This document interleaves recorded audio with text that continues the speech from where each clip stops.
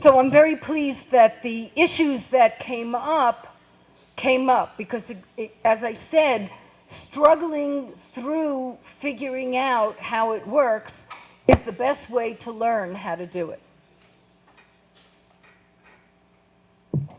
Okay, so I just want to give a quick review of what we looked at yesterday so that we all are in the same place in terms of what FrameNet annotation practices are, what principles FrameNet implements in doing its lexicographic annotation, right? So core frame elements are either present in the sentence or accounted for in some way, with null instantiation being one of the ways that the lack of linguistic realization of a frame element can be accounted for. And null instantiation is one of the big topics for today.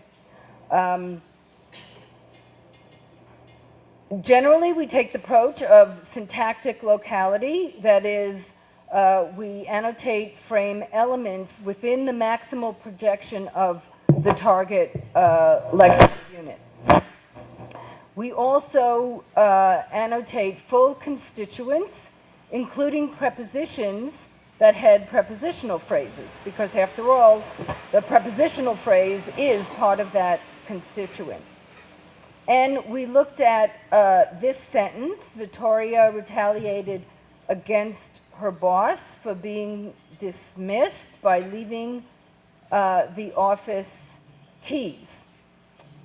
Notice that the core frame elements, avenger, offender, injury, and punishment are instantiated in the sentence. They're all present. One of the other core frame elements, injured party, is not, but in this sentence we know that Vittoria, the avenger, is the injured party, right? So we're okay with that. We could, in theory, annotate injured party on the second layer, but we don't really need to. We could, but we don't need to. Okay? And all of the frame elements are within the maximal projection of the target. They're all on the same structural level, if you will. We looked at second layer annotation. And I just wanted to add a word about the criteria that we use for second layer annotation, which is that the primary criterion is that the frame element that fills the frame element that fills that slot, which we've labeled on the first layer, also provides information that allows us to make an inference about one of the other roles. So the example, a very clear example here is in the curing frame, in the healing frame, the doctor cured the epileptic. The linguistic structure, the purely linguistic material tells us that the epileptic is the patient who the doctor healed, right? Because the noun phrase, the epileptic, sorry, the noun phrase, the epileptic, names a person. So patient is the name of the person. You have doctors, you have patients. But it happens that that term, epileptic, also tells us very clearly that the epilepsy is the affliction, the disease, the illness that that patient has. So it allows us to make, we don't have to imagine anything to say, to start with the sentence, the doctor cured the epileptic, to then say, epilepsy is a terrible disease, right? It's a natural inference to make. So that's a situation in which we are allowed and want to annotate on the second layer. And our avenge example with the alternation, if you will, between injured party and injury, right? Paolo avenged Pedro's death. Pedro's death names the injury. But it's very clear from that constituent that Pedro is the injured party. Okay? So we call that situation where you have two pieces of information about the semantic roles instantiated in one constituent, we call that frame element conflation. Okay? So the criteria is that one constituent instantiates two frame elements. And that constituent makes it clear what inferences you can make. Okay? So that's the overriding principle.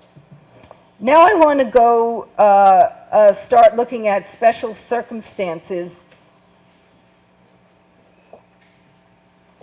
that come up in annotation and talk about the way that FrameNet handles these special circumstances. The first one, as we started talking about already a little bit yesterday, is null instantiation. And the question is, how does FrameNet handle missing core frame elements? The second, more general subject is control. How does FrameNet implement its annotation practices in sentences where the target lexical unit is a complement of some control element? And I use the phrase control element because we're not only talking about verbs. We're not even only talking about verbs and nouns. We're talking about other kinds of structures as well. Okay, so here are some examples of null instantiation. Don't break the window. We won. Alan cooked all week long. And each of these sentences illustrates a different kind of null instantiation. So FrameNet records information about three types of null instantiation: constructionally null instantiation, definite null instantiation, and indefinite null instantiation.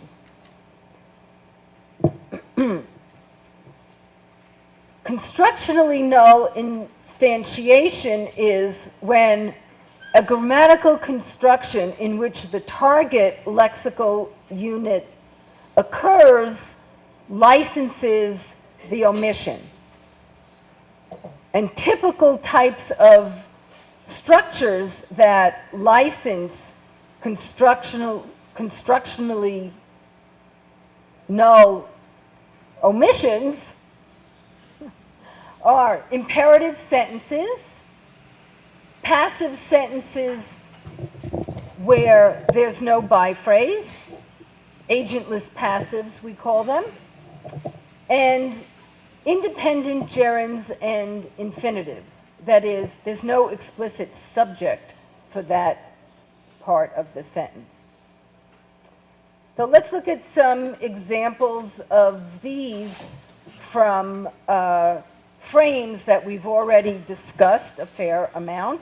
And I chose these examples because I think it's easier to understand the concept of null instantiation and the different ways in which null instantiation might manifest when you're working with frames with which you're already familiar. So, tie the horse to the flagpole with the rope. Julia's broken fingers were taped together. Attaching the map to the wall might ruin the fresh coat of paint. Obviously, these are all examples that we would annotate in the attaching frame. And this is what the annotation would look like. Tie the horse to the flagpole with the rope, where the subject of the sentence is, so to speak, missing. The imperative construction licenses that omission, but FrameNet wants to record that information. Also because we want to know what kinds of elements fill what kinds of roles.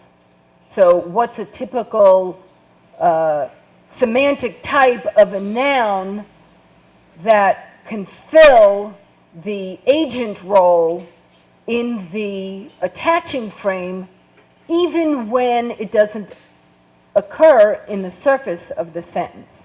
And that's the agent. That's the person doing the attaching.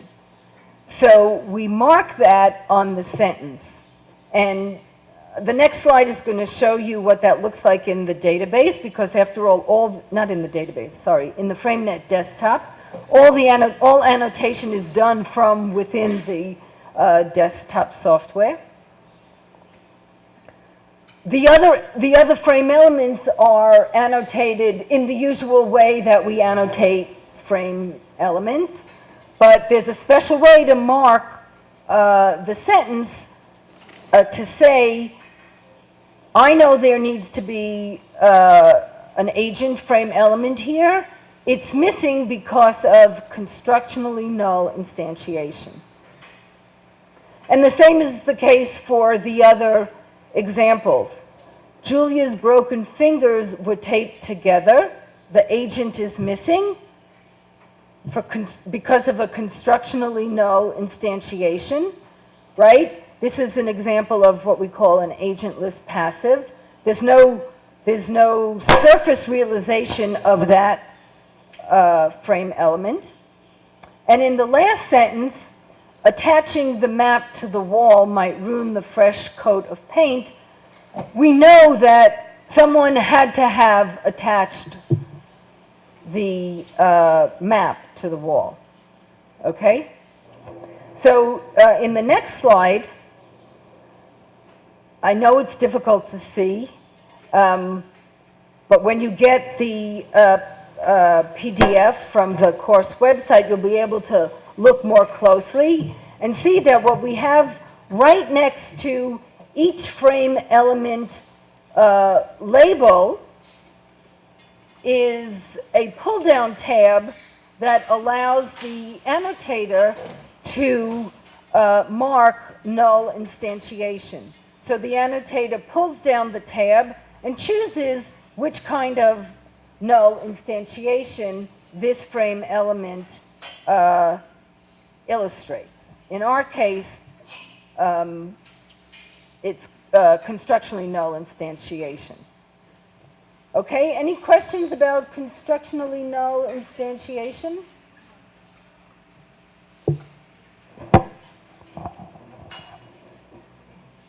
Do you want me to go back to the previous slide? Please. Okay. My question is that the agent is not the only core element that is missing here. Correct. So my question is, every time I feel that there is a core element that is not linguistically realized, I shall mark this as a null instantiation Correct. construction, constructionally null instantiation. Correct. Can we go to the further, So, the next slide, please? one, So when it comes to the how do you call that, the FrameNet desktop, I see that only the agent is marked as C and I. well, okay. But it's just because of the example. Exactly. Right. But usually Yes. we'll have C and I for all the core elements Well, that not are C. missing. Only if they're licensed by constructional Null instantiation. instantiation. Right. So, And- one second. Let me go back to the previous slide again. When I create these slides, I try, as much as possible, to put one piece of new information on each slide, rather than overloading you with lots of new information. So, of course, there are other instances of null instantiation in the examples, but the point of this slide is to illustrate constructionally null instantiation. Okay, so there's one thing that we might do in the process of learning about null instantiation and in the process of learning to annotate. And then there's something else that we do when we're actually a FrameNet lexicographer or a FrameNet Brazil lexicographer, as the case may be, when we actually annotate.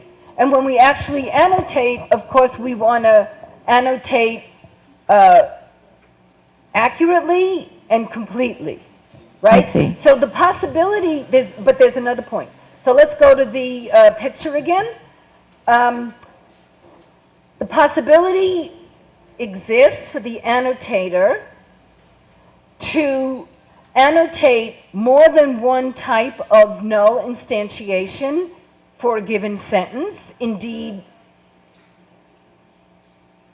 it's clear that that's going to be necessary just because of the way language is. Things are going to be omitted from sentences that are good illustrations of a particular frame, but don't, you know, all the core frame elements are not necessarily going to be there.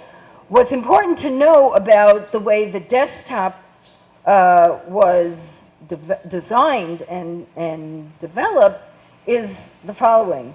Once an annotator chooses a frame element, a core frame element, as null instantiated in some way, it's no longer possible to choose the same frame element to annotate elsewhere. I see. Right? So, in other words, we designed the software so it locks after you choose that frame element to annotate on the sentence. Do you understand the principle? Yes, and so we can say that non-core elements will never be called as constructionally null instantiated. Correct, and that's a good point to bring out. If it's not a core element, we don't need to annotate it. It's the core elements that we must either annotate on some constituent in the sentence or account for in some other way. And today's lecture is really all about what kinds of structures are going to occur, at least in English, and I imagine there are similar or analogous kinds of structures in Portuguese where, given the principle of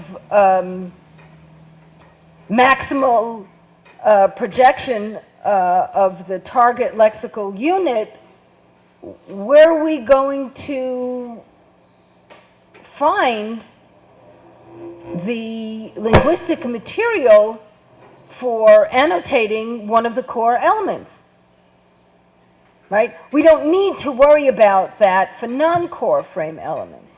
Because remember, the principle of core versus non-core is that core uniquely defines a frame. Core frame elements uniquely define a frame. If they uniquely define a frame, then we want to know how they surface. And if they don't surface within the maximal projection of the target LU, where are they? Right? We want to match concepts with language. That's right. That's the point of mapping semantics and syntax. So if we don't have any surface syntax on which to map the semantics, how do we explain it, and what do we do in those circumstances? Okay, that's a lot of complicated material. Is that clear? Questions? Okay, let's go on. I'm glad you asked that. So the next kind of null instantiation that FrameNet records is called definite null instantiation. And in contrast to constructionally null instantiation, which has to do with the construction that licenses the omission, definite null instantiation is lexically specific. So you can have definite null instantiation independent of the type of construction in which your target occurs. You can actually have both constructionally null instantiation and definite null instantiation. Right? And I'm trying to keep it simple as we're just learning these things, but if you look in the FrameNet database, you'll see that there are plenty of examples with more than one type of omission. Okay, so definite null instantiation is a situation in which the referent is understood from the discourse or the linguistic context. In other words, either the referent that's now missing was mentioned earlier in the discourse, so not the sentence I'm annotating, but it's clear from this sentence that it had to have been mentioned previously. Or more generally, the linguistic context provides the information. And I'm going to give you some examples of that. The crucial thing here is that you must know what the missing material is to determine the referent. Okay? It's not sufficient to know what category of entity the missing linguistic material is. You need to know exactly what that is, or really close to what that is. Definite null instantiation is sometimes called anaphoric instantiation in the linguistics literature, but in FrameNet we use definite null instantiation, and we abbreviate it DNI. So let's look at some examples of definite null instantiation. Celia retaliated after the bar incident.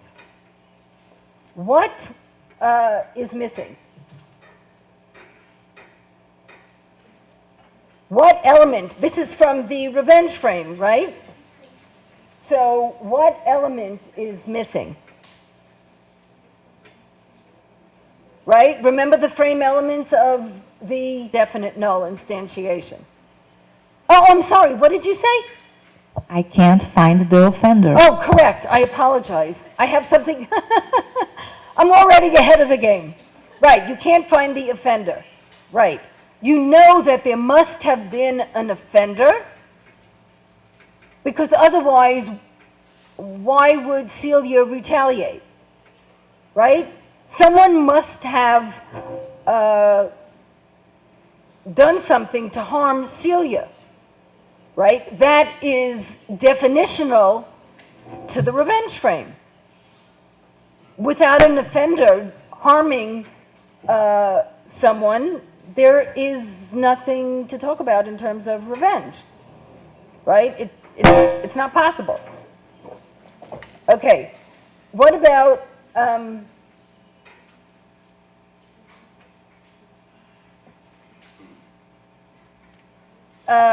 Caesar, or Caesar, avenged his brother's death?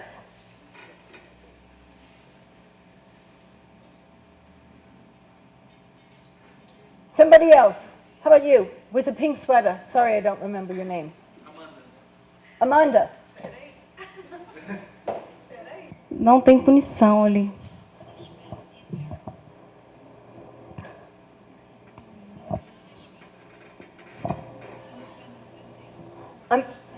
Right. Yeah. Okay, I'm very glad you said that, because punishment is actually an example of indefinite null instantiation in this frame. Okay, but I'm glad you mentioned it. You had in mind what I had in mind when I responded incorrectly to Monica. Okay, so what's missing here?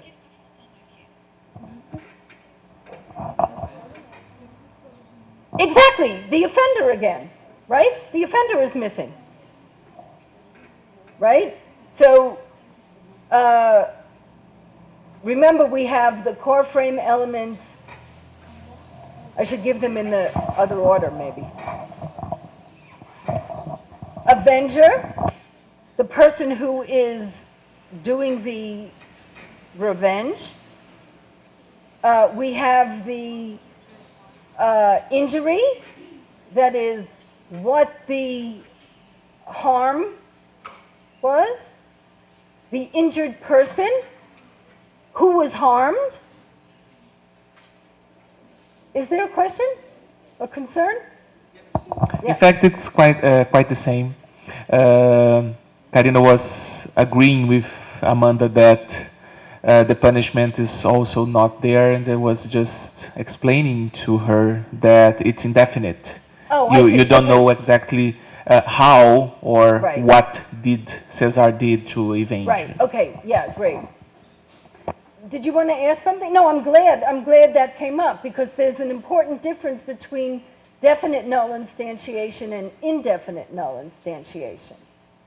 Again, especially in this frame, it's really hard to find examples where, well, I made up these examples, but short, simple examples often have more than one null instantiation, right? For this slide, we're looking at definite null instantiation. So again, the offender is missing. There are other frame elements missing as well, but right now we're focusing on definite. Okay. And now, to speak to something that Monica brought up, let's look at, we braved the treacherous waters and docked at midnight. This is an example from the attaching frame. Right? And there are at least two missing frame elements under what we call definite null instantiation.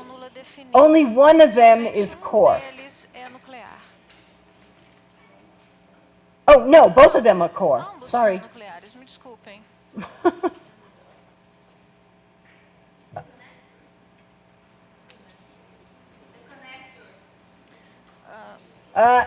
You know, you guys are really smart.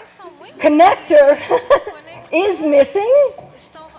As it happens, connector in the attaching frame, like punishment in the revenge frame, is an indefinite null instantiation, right? We know the category of thing that the missing frame element would be, but we don't know specifically what that thing is. Okay?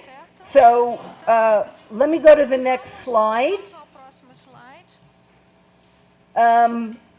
So we see in the first sentence, Celia retaliated after the bar incident. The missing element is the offender. And that's definite null instantiation. In the second sentence, the missing element is also the offender, but it doesn't show up on my slide. I'll add it before you get the PDF. And in the last sentence, we have an example in the attaching frame. The item is missing. It's not explicit, but we know it has to be something like a boat, right? The context tells us we braved the treacherous waters and docked at midnight. What else? What else are you going to dock? Right? You're not going to dock your car in the water, right? And the other missing element is the goal, right? We have item or items, right? Item 1, item 2, or items. Juliana, this frame, attaching, much like the tourism travel that you were talking about, has the same phenomenon. Item 1, item 2, items, right, as you were illustrating. So that phenomenon is widespread across all kinds of frames. And then we have the goal, right? You dock your boat somewhere, right? And we know it has to be a dock, or something like a dock, you know, a pier, a pole, or whatever. In the early days of working out the attaching frame, we considered calling what we call goal landmark, because it's the landmark where something is attached. But we decided on goal because landmark is also a linguistic term, and we didn't want ourselves to be confused about it, right? That is true FrameNet institutional history, which also tells you that when FrameNet lexicographers are defining frames and annotating, we also struggle with what's the best name. And sometimes we choose a name and use it for a while and then decide, that's not really such a great name, let's change it, right? And the desktop and the editors, some pictures of which you saw, allow us to do that really easily. So that's also to say that when you work on FrameNet Brazil and you think you don't have the best name, pick a name, use it. And then in the course of doing the work, the corpus search and the annotation, something better is likely to come to mind that actually captures what you're trying to characterize. Okay, so as long as indefinite null instantiation has already come up, we're going to go right there. Miriam, Yes. may I ask you a question on definite null instantiation before? Yeah. So it's a methodological issue, in fact. Yes. So taking what you just said, I kind of concluded myself that it's not really necessary to have larger context in order to check if the definite null instantiation is indeed anaphoric. Correct. So, Correct. As I see it, we can inference, we can infer. Right, but there has to be something in the language of the sentence you're looking at to allow that inference, to allow you to understand that it's really there. Correct. Right. And this brings a different issue that, in fact, definite null instantiation may be cataphoric as well. Right? Yes. Okay, so now you understand why we say definite null instantiation rather than anaphoric, and why I said, okay, in the linguistics literature you might find anaphoric as well. Okay. All right. Yeah. But the other point is that, as with not just linguistic terminology, but terminology in general and language, sometimes the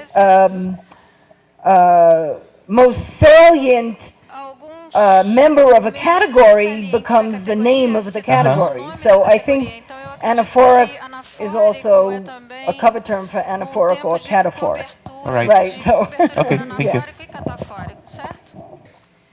I also want you to know that distinguishing between definite null instantiation and indefinite null instantiation is difficult. To this day, when I'm thinking about annotation or frame elements or what's going on with this sentence, I have to step back and say, wait a minute, I actually list the criteria in my head before I decide if it's definite or indefinite, and then I go check with somebody else that I got it right. It's not that easy to hold the differences between definite and indefinite in mind. Constructional is very easy. It's the construction, right? And you have to recognize that it's a constructional phenomenon, but you don't even need to identify your name or talk about the construction. You just need to notice that it's a construction that's licensing the omission. Okay, so let's look at indefinite null instantiation a little more closely. Like definite null instantiation, it's lexically specific.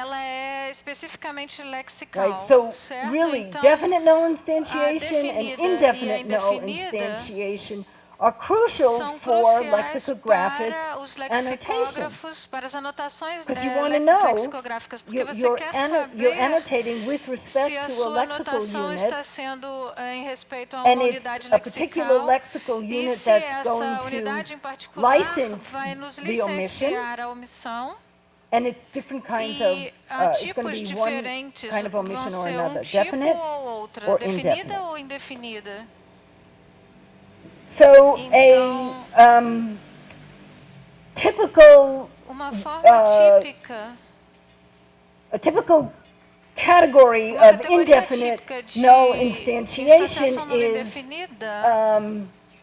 transitive verbs used intransitively, such as Alan cooked all day for the party. You don't need to know exactly what he cooked. You know, however, that the category of thing that he cooked. You don't need to know that he made roast chicken and eggplant. You just need to know that it's food. And the word itself gives you that information. It's the lexical item that gives you that information. So you know the category of the omitted entity, which may but need not have been mentioned in the previous discourse.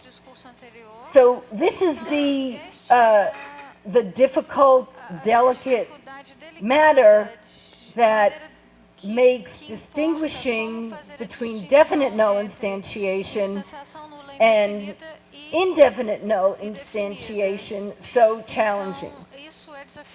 Indefinite null instantiation, the omission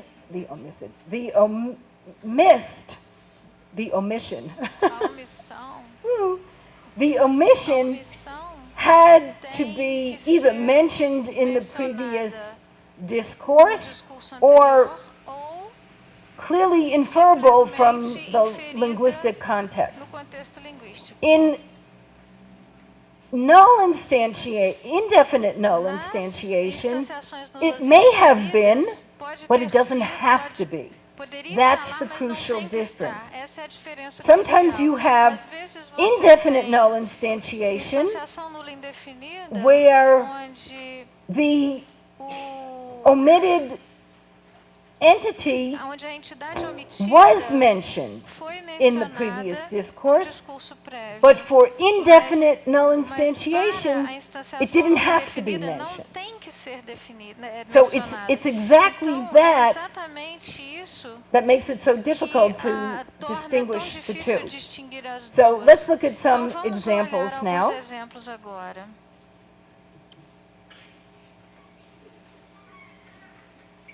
From our familiar frames. Nossos frames já familiares. Marcus avenged his brother's murder. De seu irmão. Saul got even with his friend for leaving school early. Raul glued the notice to the fence. A notícia na What's cerca. missing in the first sentence? sentence? Faltando na primeira frase. Amanda? Agora é punição mesmo. Now is punishment, really. Can you say punishment? Punishment? Você pode dizer punishment? Punishment. Excellent. I knew you could do Eu it. sei que você poderia fazer isso. Okay. Bem, And the second e sentence? na segunda frase, Amanda? Amanda?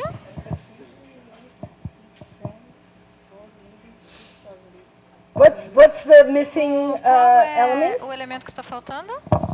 Punishment. Excellent. Punishment. Muito bem. The omission of the frame omissão element do elemento de punishment is frame. licensed Punishment under nos licenciados indefinite null sobre uma instantiation instanciação for nula every indefinida LU para in the cada frame. UL no frame. Every Cada LU in the frame. UL no frame. Because we Porque know nós sabemos that acts of que- revenge, by definition, que a definição de vingança include a inclui punishment, uma punição, right? certo? If you don't see Se it in você the não vê isso surface na of the sentence, superfície if you da don't see it on the frase, surface se of the você não sentence, vê isso na if there superfície is da no frase, se não há linguistic material material linguístico that que illustrates the ilustre frame element o elemento punishment, de frame punição, indefinite null então instantiation. ela é uma instanciação nula Okay. indefinida, certo? And in the last Na sentence, última frase, Raul glued the Raul notice to colou o the fence. anúncio na cerca. What's missing? O que está faltando? Yeah? Sim, Excellent. What's your name? excelente. Qual o seu nome? Okay. Ok. Connector. Um Right, conector, excellent. certo, So, excelente. Então, in the same way da that mesma forma que punishment is punição always é sempre omissible omissível under indefinite null dentro das instantiation instalações in the nulas revenge indefinidas, frame, já no so frame de too vingança, the também connector o conector is always está omissible sempre, under sempre omissível indefinite null com relação a instantiation uma instanciação nula in indefinida the attaching frame. no frame de conexão. Do you have a question? Você tem Ellie? uma pergunta? Not now? Ooh. Agora não. Agora Ok. não? Meu Deus. So, what's that? O que que é então? Okay, okay. Ok, ok. Miriam, Miriam, Yes? sim. I have a question Eu tenho uma about pergunta a Let's go respeito. to the next slide so you can see Vamos what it ao looks like. próximo slide para analisá-lo. Sim. can't we say that the Você connector poderia in the third dizer que o sentence is conector na glue? terceira frase é glue? Colar? Okay. Ok. We know Nós as sabemos, speakers or como as a speaker of the falantes language, ou I como know falante da língua, that eu sei the que connector is o glue, conector é but the glue, word mas a glue palavra does not glue não occur in that ocorre sentence. naquela frase. right? We Certo? know Nós that the sabemos que o verb verbo glued colar ou colou includes the inclui a information informação that que it's glue that's doing the que gluing, é a cola right? que está fazendo a But there is colagem, no mas não há linguistic um material material linguístico that que instantiates that instancie frame que element. instancie o So elemento de frame. the other important thing A outra coisa I should mention importante que eu devo here is mencionar that aqui é que, although it's mesmo que often the case em that alguns we casos know nós about saibamos a respeito null de instantiated uma instanciação nula, elements de um from elemento de instanciação nula the de morphological uma analysis análise of morfológica other words de outras in the palavras sentence, na frase, FrameNet a FrameNet does not não annotate, does not anota, analyze não on that analisa level. nesse Now, nível. in other Agora, languages, em outras it may línguas, be talvez seja necessary to necessário annotate para on that anotar level. nesse nível. So, for Então, por example, exemplo, Hebrew, ele a language I work on, has colou a very na minha rich língua morphology, é uma morfologia and a muito mais lot of the rica semantics e is muito da semântica in the morphology, está if you will. na morfologia, So se você you quiser. know Então about você the sabe a semantics respeito of da semântica the situation da situação, because porque as the linguist analyzing, por causa da the forma como o linguista sentence, analisa a it's frase. in the morphology Está na of morfologia word, da the palavra, predicate, do the predicado, noun, no whatever. nome, seja lá o que So, for. Então, when my dream of quando Hebrew FrameNet meu is sonho da realized, I will have to FrameNet think se carefully realizar, eu vou ter about que pensar com cuidado a how I respeito de want como eu to gostaria, and whether I can, ainda que eu possa, from a computational perspective and a partir all de uma kinds of other perspectiva logistical computacional e issues, outros problemas logísticos, incorporate incorporar morphological analysis análises into the morfológicas frame semantic dentro annotation. das anotações da Right? semântica But de that is frames. not what Mas FrameNet isso does. não é o que a FrameNet faz. I was questioning Eu estava because of perguntando por the causa previous example de about exemplos we anteriores docked a for the night. respeito de nós Yes, okay, So the difference between the nós indefinite no instantiation and nos indefinite no estabelecemos instantiation. e nós estabelecemos it's a little blurred to me now. instanciações nulas Because, indefinidas. Isso é meio we complexo para mim docked for- agora, porque for the nós night. I think that was the nós example. paramos para a And noite Raul glued the notice. e colou I feel a that I informação. can- Eu The sinto difference que is sim, the a following. diferença. Estou seguindo agora. A diferença é a dock seguinte: dock, ou seja, aportar, requires necessita some kind de algum of tipo de boat. barco, whereas onde enquanto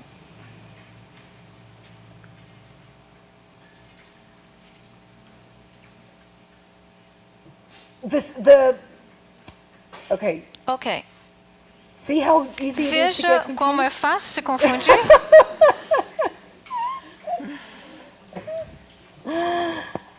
Dock requires some kind of boat Aportar to be the item. necessita de um barco, Dock um to item. be the And the landmark. dock to be the Seria The goal, o objetivo, certo? goal.